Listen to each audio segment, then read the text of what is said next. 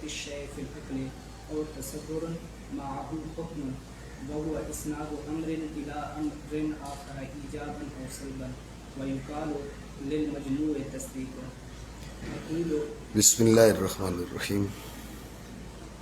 متن کا خلاصہ سمجھیں، اس پہ آگے چل کے شارح مزید گفتگو کرے گا اور اس میں مزید وضاحت آئے گی. مصنف یہاں سے علم کی تقسیم کر رہا ہے کہ العلم اما تصور فقط او تصور مع حکم. علم یا تصور ہے اکیلا یا وہ تصور ہے جس کے ساتھ حکم ہو. ٹھیک ہے، علم یا تصور ہے اکیلا ایک قسم یہ ہو گئی، اور تصور ہو اس کے ساتھ حکم ہو دوسری قسم وہ ہو گئی. تصور ہو اکیلا تو یہ تصور ہی کہلائے گا. تصور اور اس کے ساتھ حکم ہو، تصور اور حکم کا مجموعہ ہو تو اب یہ تصدیق کہلائے گا. ٹھیک ہو گیا. علم یا تصور ہے فقط، یا تصور وہ تصور ہے جس کے ساتھ حکم ہو. اب ذہن میں رکھیں کہا العلم اما تصور فقط، یہ بیچ میں وہ حصول صورت الشیء فی العقل، یہ تصور کی تعریف کر رہے ہیں. تصور کسے کہتے ہیں؟ فقط کی نہیں، تصور کی. یہ تصور فقط کی نہیں، تصور کی. ٹھیک ہو گیا. یہ تصور کی تعریف ہے، تصور فقط کی نہیں ہے. اور یہ تعریف کیوں کی جا رہی ہے اس کے بارے میں مزید وضاحت جو ہے وہ شارح کرے گا. اس لیے ہم یہ بات بھی وہیں کریں گے کہ یہ تصور فقط کی نہیں ہے، تصور کی ہے. اور پھر یہاں پر تصور کی تعریف کی کیا حاجت پڑی، ساری باتیں شرح میں. ٹھیک ہے. تو تصور کیا ہے؟ کہا تصور ہے حصول صورت الشیء فی العقل، حصول صورت الشیء فی العقل، کسی شے کی صورت کا عقل میں حصول، کسی شے کی صورت کا عقل میں حصول. اس پہ بھی اضافی جو گفتگو ہے وہ شرح میں ہوگی. بات ہے ذہن میں. یہ مناطقہ کا، فلاسفہ کا اور متکلمین کا اختلاف ہے. متکلمین کے نزدیک حصول صورت الشیء یا صورت الحاصلہ تو یہ علم نہیں ہے. متکلمین کے نزدیک صفت یتجلی بہل مذکور لمن قامت ہی بہی، صفت یتجلی بہل مذکور لمن قامت ہی بہی، یہ علم ہے. امام ابو منصور ماتریدی رحمہ اللہ تعالیٰ سے علم کی جو تعریف مروی ہے وہ ہے صفت یتجلی بہل مذکور لمن قامت ہی بہی، وہ صفت جس کی وجہ سے مذکور اس شخص کے لیے متجلی ہو جائے، واضح ہو جائے، ظاہر ہو جائے، جس کے ساتھ وہ صفت قائم ہو. تو متکلمین کے نزدیک اس صفت کا نام علم ہے، اس صفت مخصوصہ کا نام علم ہے. برخلاف کس کے؟ برخلاف مناطقہ اور فلاسفہ کے. ان کے نزدیک اس صفت مخصوصہ کا نام علم نہیں ہے، بلکہ الصورت الحاصلہ من الشیء عند العقل کا نام ہے علم، یا حصول صورت الشیء فی العقل کا نام ہے علم. پھر اس میں آگے ان کے بیچ اختلاف ہے، الصورت الحاصلہ سے کیا مراد ہے، حصول صورت الشیء سے کیا مراد ہے. اس کے بارے میں انشاءاللہ شرح میں گفتگو آئے گی. بات سمجھے. اور وہ یعنی کیا؟ تصور، شے کی صورت کا عقل میں حصول ہے. یہ حصول کیا ہے؟ اس کو یہ علم کہہ رہا ہے، اس کو یہ تصور کہہ رہا ہے. ٹھیک ہے. پھر ان میں اختلاف ہے کہ یہ انفعال سے ہے یا یہ کیف ہے وغیرہ. یہ چونکہ مزید وضاحت شرح میں آئے گی اس لیے یہاں پر تفصیل ہم نہیں کر رہے، شرح میں انشاءاللہ اس کی وضاحت کریں گے. ٹھیک ہو گیا. اور وہ شے کی صورت کا حصول ہے عقل میں، یا وہ تصور ہے جس کے ساتھ حکم ہو. توجہ رکھیں، وہاں پر کہا تھا تصور فقط، تو تصور کی تعریف کی. یہاں تصور کے ساتھ ایک اضافی چیز آ گئی، حکم. اس سے حکم کی تعریف کرتا ہے. حکم کیا ہے؟ وہ اسناد امر الی آخر ایجابا او سلبا، ایک امر کے دوسرے امر کی طرف ایجابی یا سلبی اسناد. ٹھیک ہے نا. حکم کیا ہے؟ ایک امر کے دوسرے امر کی طرف ایجابی یا سلبی اسناد. ٹھیک ہو گیا. مانا کرے. اور وہ اسناد ہے ایک امر کی دوسرے کی جانب بطور ایجاب یا بطور سلب. اب یہ تصور معه حکم، تصور معه حکم ذہن میں رکھیں، اس مجموعے کا نام تصدیق ہے. آگے چل کے انشاءاللہ شرح میں ہم مزید گفتگو کریں گے. بات یہ کہ امام فخر الدین رازی رحمہ اللہ تعالیٰ کا موقف ہے، اور امام فخر الدین رازی رحمہ اللہ تعالیٰ کے ساتھ جو ہے فلاسفہ متقدمین اور متأخرین کا موقف ہے. ٹھیک ہے، تو اب یہ جو موقف انہوں نے اختیار کیا ہے یہ کس کا موقف ہے؟ تصور مع حکم و یقال للمجموع تصدیق. یہ متکلمی، یہ امام فخر الدین رازی رحمہ اللہ تعالیٰ کا موقف ہے، یا یہ فلاسفہ کا موقف ہے، یا آپ کا مصنف کا مستقل موقف ہے وغیرہ. اس پہ ساری گفتگو انشاءاللہ شرح میں چل کے کرتے ہیں. بات ہے یہ ذہن میں؟ جی پڑھیں گے. اقول العلم مما تصور فقط ہے تصور لا حکم معه ويقال له التصور الساذج كتصور الانسان من غير حكم عليه بنفي او اثبات واما تصور معه حكم ويقال للمجموع تصديق كما اذا تصورنا الانسان وحكمنا عليه بانه كاتب او ليس بكاتب. بس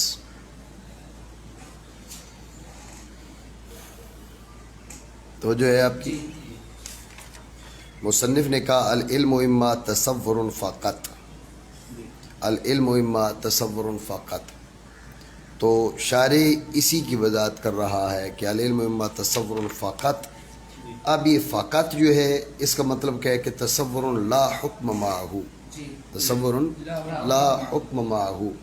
یہاں پر جو ہم تقسیم کرتے ہیں تصور اور تصدیق کی، وہ آپ شرح تہذیب وغیرہ میں بھی آپ نے پڑھی ہے. میں اس کا اعادہ کر دیتا ہوں تاکہ وہ آپ کے ذہنوں میں حاضر ہو جائے، نئے سرے سے آ جائے. تو تصور کی 8 قسمیں منائی جاتی ہیں اور تصدیق کی ابتدائی 2 قسمیں منائی جاتی ہیں. ذیلی اقسام کو ملائیں تو 7 قسمیں بن جاتی ہیں. تو یوں یہ 15 اقسام بن جاتی ہیں. پھر ان میں سے ہر ایک بدیہی اور نظری، تو یوں 15 سے یہ 30 اقسام بن جاتی ہے. اور بھی کئی ایک اعتبارات سے مزید یہ اقسام بن سکتی ہیں. یوں یہ سینکڑوں کی تعداد میں بھی تصورات اور تصدیقات کی اقسام بن جاتی ہیں. اس میں یوں کہا جاتا ہے کہ جو ہمیں جس چیز کا علم حاصل ہوگا وہ ایک شے کا ہے یا ایک سے زیادہ اشیاء کا ہے. ایک شے کا ہو تو ذہن میں رکھیں وہ تصور ہی ہوگا، تصدیق نہیں ہوگا. اور ایک سے زیادہ کا ہو تو ان کے بیچ نسبت ہے یا نہیں ہے. اگر نسبت نہیں ہے جب بھی تصور کی دوسری قسم ہے، یہ تصدیق نہیں ہے. اور اگر ان کے بیچ نسبت ہو تو ناقصہ یا تامہ. ناقصہ جیسے نسبت اضافیہ ہے، نسبت توصیفیہ ہے وغیرہ. اگر نسبت ناقصہ ہو تو ذہن میں رکھیں یہ بھی تصور ہے، تصور کی تیسری قسم ہے، تصدیق نہیں ہے. نسبت تامہ ہو تو تامہ انشائیہ ہے، تامہ خبریہ. اگر نسبت تامہ انشائیہ ہو تو یہ بھی تصور ہی ہے، تصور کی چوتھی قسم ہے، تصدیق نہیں ہے. اگر نسبت تامہ خبریہ ہو، آپ ذہن میں رکھیں کہ بعض اس بات کو سمجھیں، بعض باتیں آپ کے ذہن میں حاصل ہوتی ہیں لیکن آپ کا ان کی طرف دھیان ہی نہیں ہوتا، توجہ ہی نہیں ہوتی. نسبت تامہ خبریہ آپ کے ذہن میں ہوتی ہے لیکن آپ کا اس کی طرف کوئی توجہ نہیں ہوتی. اب نسبت تامہ خبریہ کا علم ہے آپ کو لیکن آپ کو اس کی توجہ نہیں ہے. یہ توجہ نہیں ہے نا، جب بھی یہ تصور ہی کہلائے گا، تصدیق نہیں کہلائے گا. اس چیز کو سمجھے آپ، ٹھیک ہے. اور کبھی توجہ، اس کو بولتے تخیل، یہ بھی تصور کی 5ویں قسم ہے. کبھی توجہ ہوتی ہے اور آپ اس کو جھٹک دیتے ہیں. خیال آتا ہے نا آپ کو کسی چیز کا، آپ اس خیال کو ذہن سے نکالتے، جھٹک دیتے ہیں اس کو، ٹھیک ہے. اس کو بولتے ہیں تکذیب. یہ بھی تصور رہتا ہے، تصدیق نہیں ہو پاتی، ٹھیک ہے. حالت انکاری ہم اس کو بولتے ہیں. حالت انکاری پیدا ہو گئی تو اب یہ تصور ہے، تصور کی 6ٹھی قسم ہے. حالت انکاری پیدا نہیں ہوئی تو پھر یہ دیکھا جائے گا آپ کو اس کی جانب وجود اور عدم، مطلب زید کھڑا ہے، زید کھڑا نہیں ہے، دونوں جانبیں برابر ہیں آپ کے ذہن میں، یا ایک راجح اور دوسری مرجوح ہے. اگر دونوں برابر ہوں تو یہ بھی تصور ہی ہے، اسے شک کا نام دیا جاتا ہے. شک میں وہ دونوں جانبیں متساوی ہوتی ہیں، تساوی طرفین کا نام شک ہے. اور اگر ایک راجح اور دوسری مرجوح ہو تو راجح کے رجحان کو دیکھا جائے گا کہ وہ کتنا ہے. اتنا رجحان ہے کہ مرجوح کا خیال ہی باقی نہیں ہے، یا راجح اتنا راجح ہے کہ مرجوح کا خیال باقی ہے. اور راجح اگر اتنا راجح ہو کہ مرجوح کا خیال ہو تو ذہن میں رکھے وہ جو مرجوح ہے نا وہ تصور ہے، اس مرجوح کا جو خیال ہے وہ تصور ہے. یہ تصور کی 8ویں قسم بناتے ہیں، اس کو وام نام دیا جاتا ہے. اور اگر اور اب اس کے مقابلے میں جو جانب راجح ہے اس کو تصدیق کہا جاتا ہے، تصدیق کی پہلی قسم ہے۔ جی جی ٹھیک ہو گیا؟ جی اور اگر راجح اتنی راجح ہو کہ مرجوع کا بالکل خیال باقی نہ ہو تو ذہن میں رکھیں اس راجح کا نام جزم ہے۔ اب مرجوع کا خیال ہی باقی نہیں ہے، اس لیے اس کو کوئی نام نہیں دیا جاتا، نہ اس کو تصور کی مستقل قسم شمار کیا جاتا ہے۔ جی جی یہ تصور کی 8 اور تصدیق کی 2 قسمیں بنی ہیں۔ جی میری بات سمجھے آپ؟ جی پھر تصدیق کی جو دوسری قسم ہے اس میں پھر آگے تقسیم ہوتی ہے کہ آیا وہ جو آپ کا اس کو جزم کا نام دیا جاتا ہے تصدیق کی دوسری قسم کو، تو جزم واقع کے مطابق ہے، واقع کے غیر مطابق ہے۔ جی پھر ہر 2 میں یہ دیکھا جائے گا کہ وہ اتنا اس کے حصول کی کیفیت کیا ہے کہ وہ تشکیک مشکک سے زائل ہو سکتا ہے یا نہیں ہو سکتا۔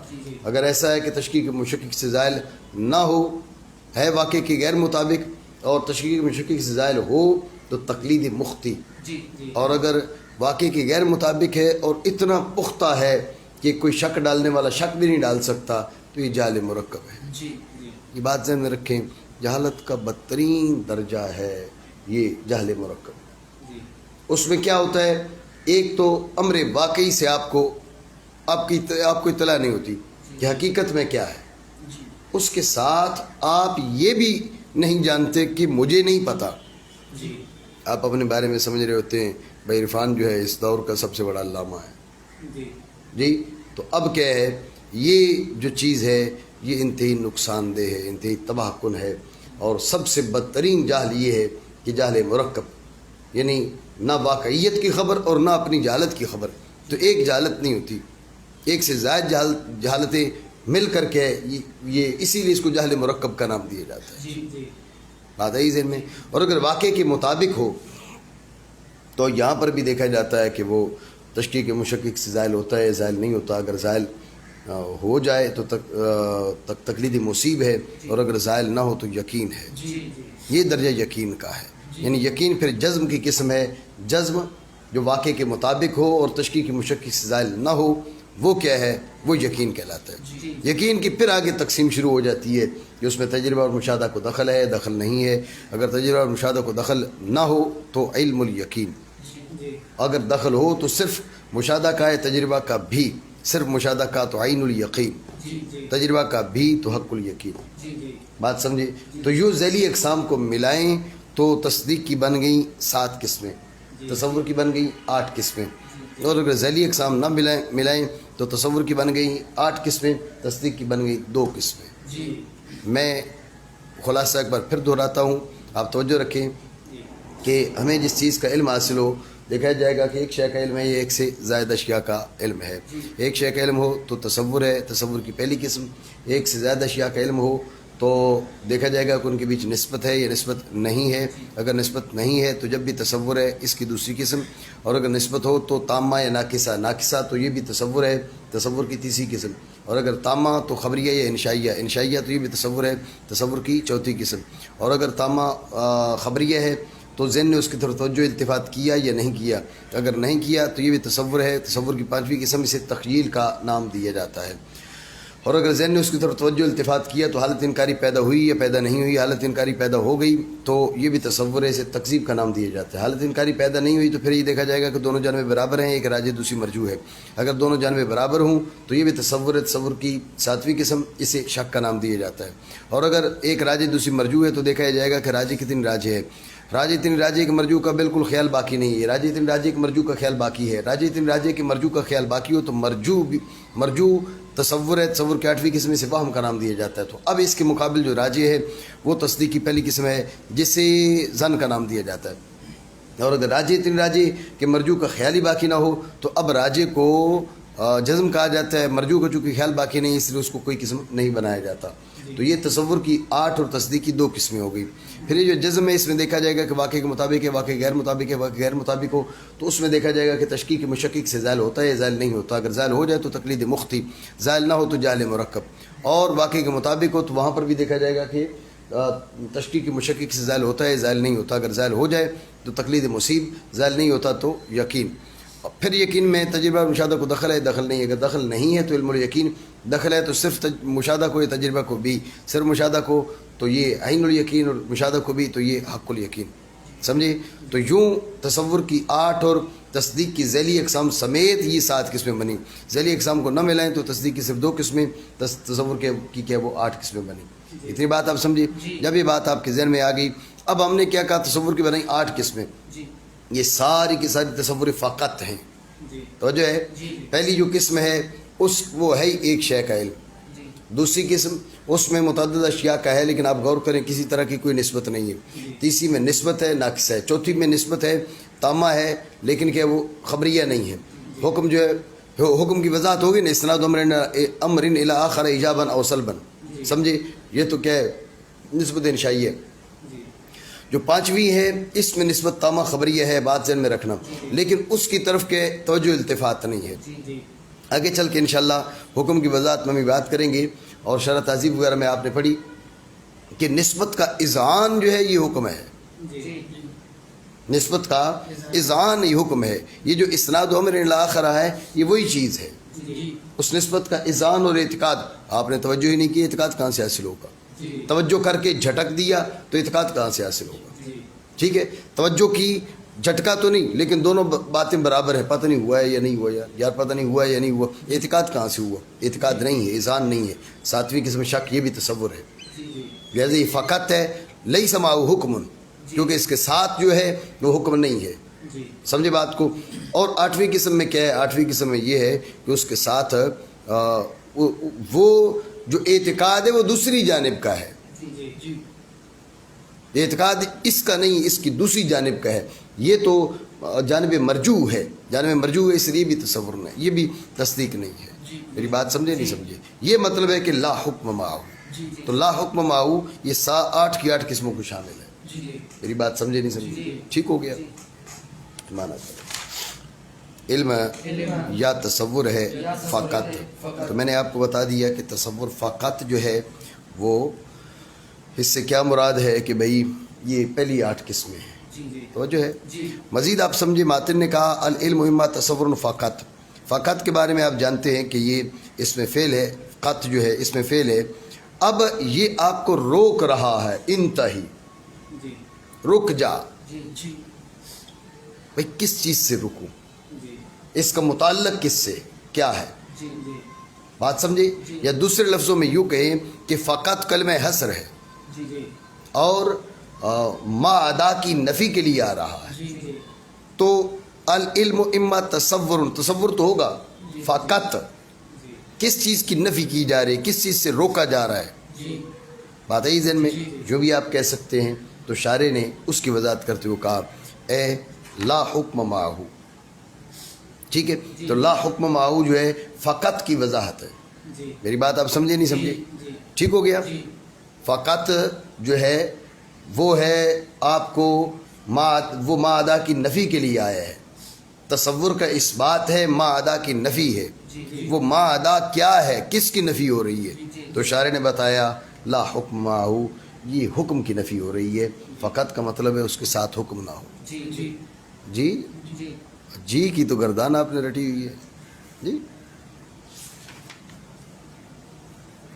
مانا کریں علم یا تصور ہے فقط. ہاں تو اب کہنا تصور فقط، یہ تصور لا حکم معہ یہ متن میں نہیں ہے، اس لیے میں نے اس کی وضاحت میں مزید گفتگو کی ہے. یہ العلم اما تصور فقط یہ متن ہے. ٹھیک ہے، اس لیے اس پر مزید گفتگو کی حاجت نہیں تھی.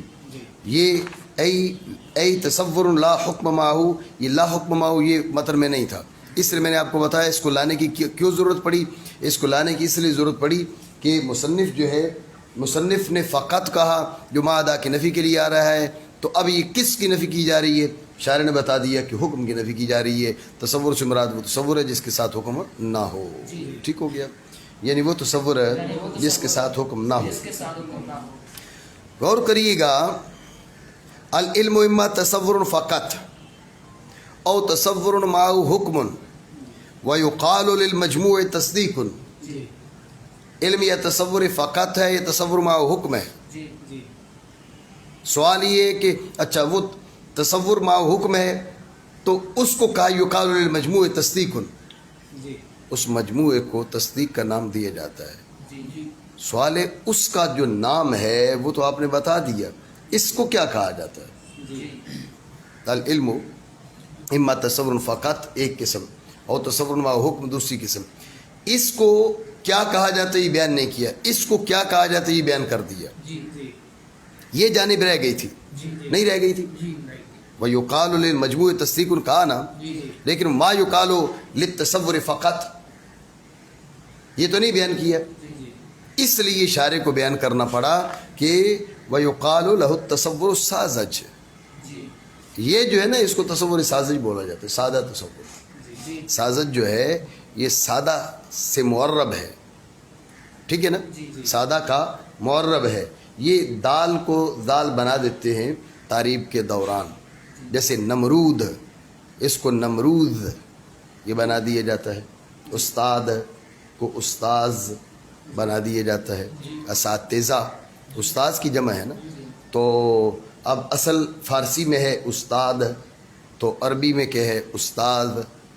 بات سمجھ رہے ہیں؟ تو اسی طرح سادہ اس سے ساذج, ٹھیک ہے. آپ کہیں گے یہ جیم کہاں سے آئی, تو اصل میں یہ ہا جو ہے جو عربی اس میں استعمال ہوتی ہے فارسی میں, تو اس کو جیم سے تبدیل کر دیا جاتا ہے. جیسے فالودہ, تو اس کی تعریف کیا, فالودج, فالودج, سمجھ رہے ہو بات کو. تو لہٰذا یہ اصل میں تھا سادہ, تو اس سے ساذج, نہیں سمجھو بات کو, ٹھیک ہو گیا مانا.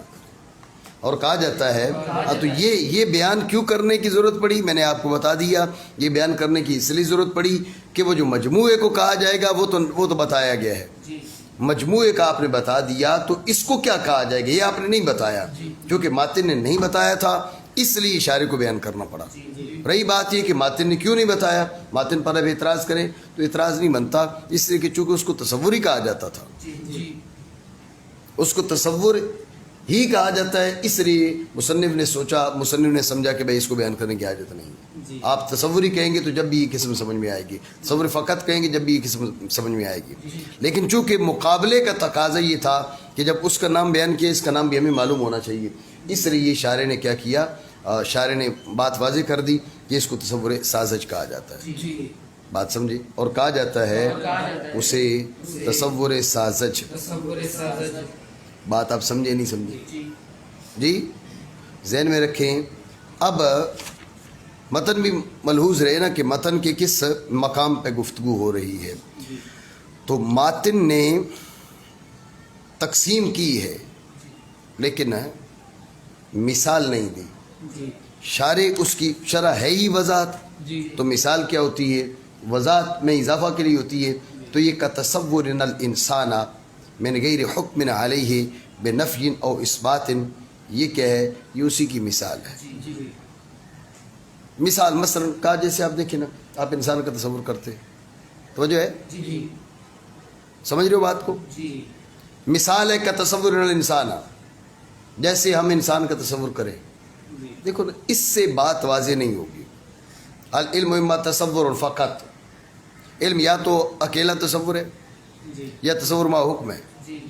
علم یا تو اکیلا تصور ہے, جیسے انسان کا تصور. اب یہ جو کہا نا انسان کا تصور, بات زیادہ واضح نہیں ہے.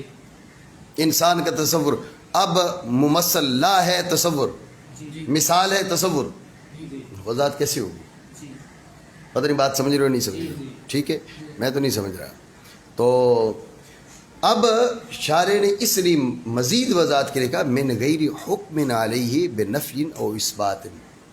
انسان کا تصور پہ اس پر کسی طرح کا حکم نہ لگایا جائے, نفی کا یا اس بات کا حکم کیا کہ دو قسم کا کر دی نا, نفی یا اس بات ہے ہی ذہن میں. یعنی انسان کا وہ تصور کہ جس اس حالت میں وہ ایسا ہے, وہ ایسا نہیں ہے, اس کے بغیر جو تصور ہے وہ ہے پہلی قسم. بات سمجھے نہیں؟ ابتدائی طور پر جو طلبہ صغرا اوسط کبرا وغیرہ پڑھتے ہیں تو ان کے لیے جو ہے وضاحت کے لیے ہم یہ کہا کرتے ہیں کہ بھئی جیسے زید کھڑا ہے, یہ ہے نہیں ہے, ہے نہیں ہے, یہ والی بات اگر ہے تو سمجھو کہ حکم ہے. یہ والی چیز نہیں ہے تو یہ سمجھو کہ حکم نہیں ہے. بات سمجھے؟ زید کھڑا ہے، یہ ہے زید کھڑا نہیں ہے، نہیں ہے نہیں ہے موجود ہے اس کے ساتھ، یہ ہے نہیں اس کے ساتھ نہیں ہے نہیں ہے یہ اس کے ساتھ ہے تو یہ تصدیق ہے نہیں ہے اس کے ساتھ نہیں ہے تو سمجھو تصور ہے. بات سمجھے؟ یہ حقیقت میں ہے نہیں ہے تو تصدیق نہیں ہے، اصل میں تو یہ تعبیر ہے اس کی، یہ تو قضیہ ہے. سمجھے بات کو؟ لیکن ابتدائی طلبہ جو ہوتے ہیں ان کو سمجھانے کے لیے اس قسم کے الفاظ بولے جا سکتے ہیں. زائد قائم است، زائد قائم نیست، است اور نیست ہے یا نہیں ہے، است اور نیست ہے تو مطلب تصدیق ہے، است نیست نہیں ہے تو مطلب تصور ہے. میری بات سمجھے نہیں سمجھی؟ ٹھیک ہو گیا؟ تو یہ مطلب ہے کہ من غیر حکم علیہ بنفی او اثبات. دوبارہ سمجھے توجہ سے. ماتن نے کیا کہا؟ ماتن نے کہا للمہمہ تصور فقط، تعریف کی ہے تصور کی، اس پہ ہم گفتگو کریں گے، لیکن مثال نہیں تھی تو شرح چونکہ مزید وضاحت میں اضافہ کے لیے ہوتی ہے تو شرح میں انہوں نے کیا کیا، شرح میں انہوں نے مثال دیتے ہوئے کہا جیسے انسان کا تصور. لیکن ذہن میں رکھے جیسے انسان کا تصور یہ مثال واضح نہیں ہے، علم یا تصور ہے، جیسے انسان کا تصور تو بات واضح نہیں ہوئی، اس لیے اس نے مزید آگے بڑھاتے ہوئے کہا من غیر حکم علیہ بنفی نہ ہو، اس بات ارمانہ کرے بغیر، جیسے ہمارا انسان کا تصور کرنا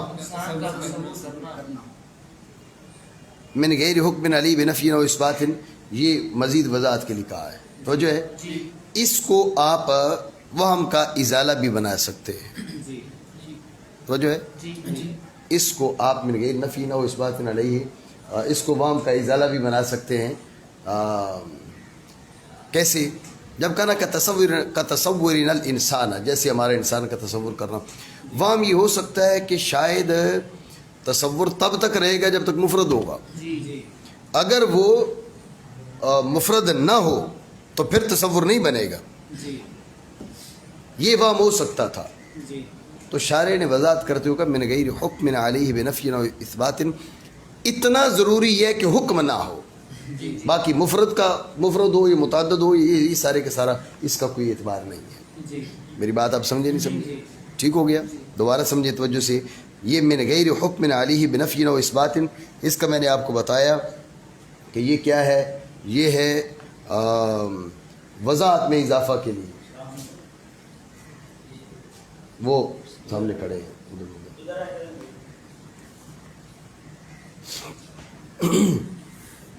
یہ وضاحت میں اضافہ کے لیے. مزید میں آپ کو بتا رہا ہوں کہ من غیر حکم علیہ یہ وہم کا ازالہ بھی ہو سکتا ہے. وہم کیا ہے؟ وہم یہ کہ جو ہے جب کہنا کا تصور الانسان، جیسے ہمارا انسان کا تصور کرنا، تو جب انسان تو مفرد ذکر کیا تو وہم کس چیز کا ہوا؟ وہم اس بات کا ہوا کہ شاید تصور تب تک رہے گا جب مفرد ہوگا، اگر مفرد کے بجائے متعدد ہو جائے یا بیچ میں نسبت آ جائے تو پھر شاید وہ نہیں رہے گا، وہ تصور نہیں رہے گا.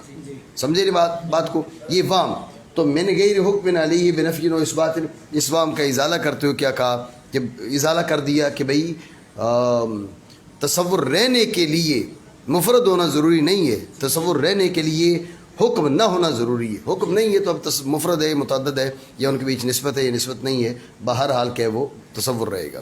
میں نے غیر یہ وہم کا ازالہ بھی بن سکتا ہے. ٹھیک ہے، مانا کرے جیسے ہمارا انسان کا تصور کرنا بغیر اس پر حکم کیے نفی کا یا اثبات کا، یا ایسا تصور ہے جس کے ساتھ حکم ہے اور کہا جائے گا مجموعے کو تصدیق. یہ وہی بات ہے جو شرح کے اندر گزری ہے، متن کے اندر گزری ہے. ٹھیک ہے، تو جیسے اس کی مثال نہیں دی تھی اس کی بھی نہیں دی تو شارع مثال دے رہے کما اذا تصورنا الانسان، لیکن اتنی نہیں وحکمنا علیہ بانہ کاتب اور لیس بکاتب. جیسے ہم انسان کا تصور کریں اور اس پہ حکم لگائیں کہ وہ کاتب ہے کاتب نہیں ہے. انسان کا تصور کریں، توجہ رکھے متن کو دیکھیں، متن میں کیا کہا؟ اما تصور ماؤ حکم، تصور ماؤ حکم، تصور حکم. ٹھیک ہے نا، دو چیزوں کو ذکر کیا. اس لیے شارع نے مثال کا اسلوب کیا بیان کیا؟ کما اذا تصورنا الانسان، تصور آ گیا، وحکمنا علیہ حکم آ گیا. جی نہیں سمجھو بات. جی ٹھیک ہے آپ سمجھو. میں جو بات آپ کو سمجھانا چاہ رہا ہوں وہ یہ ہے کہ مثال کا اسلوب یہ بھی مثال یوں بھی ہو سکتا ہے نا کا قولنا الانسان کاتب او لیس بکاتب. جی مثال یوں بھی دی جا سکتی تھی. جی نہیں دی جا سکتی. کا قولنا الانسان کاتب او لیس بکاتب. کا علم المتعلق بے قولنا الانسان کاتب او لیس بکاتب. کچھ بھی مثال کچھ اور ہو سکتی تھی کسی اور طریقے سے دی جا سکتی تھی. انہوں نے پہلے کیا کہا کما اذا تصورنا الانسان. یہ تصورنا الانسان انسان کا تصور. وحکمنا علی حکم. تصورنا الانسان تصور حکمنا حکم. یہ اسلوب کیوں اختیار کیا؟ اس لیے کہ ماتن نے قسم کے بیان میں یہی اسلوب اختیار کیا تھا. اما تصور معه حکم. تصور معه حکم. تصور اس کے ساتھ حکم. جب کہا نا تصور اس کے ساتھ حکم دو چیزیں تو شارع نے وہی اسلوب اختیار کیا. مثال دیتی ہوں تصور کما اذا تصورنا الانسان حکم وحکمنا علیہ. نہیں سمجھو بات مانا کریں. جیسا کہ جب ہم تصور کریں انسان کا اور حکم لگائیں اس پر نئی طور کہ وہ کاتب ہے یا کاتب نہیں ہے.